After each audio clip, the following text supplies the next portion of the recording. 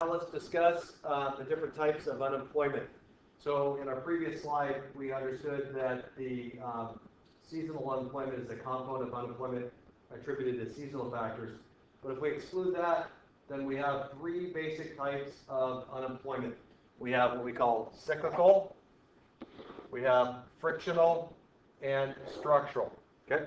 Cyclical unemployment is employment that occurs during fluctuations in the real GDP.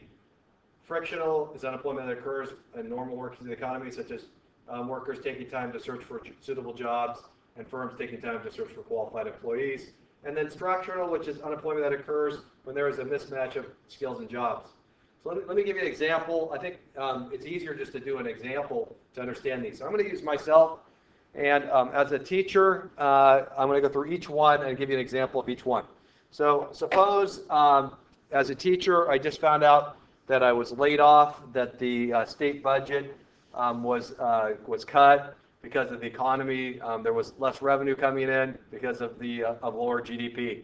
So basically, as a sort of a fluctuation in the general economy, I get laid off. That would be cyclical unemployment. So if I get laid off, I'd be unemployed for cyclical reasons. Now, let me change the story. Suppose I decided, I don't want to teach anymore. I want to go in and I want to be an economic consultant. I want to do some other type of job.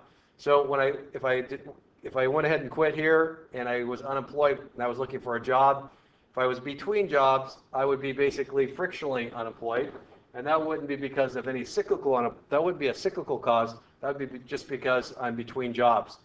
So that's a frictional unemployment. Now, let's suppose the third type of unemployment occurs, and that is, suppose we just found out that we no longer need teachers. We have computers, they can do all the instruction for us, and there's no need for any teachers.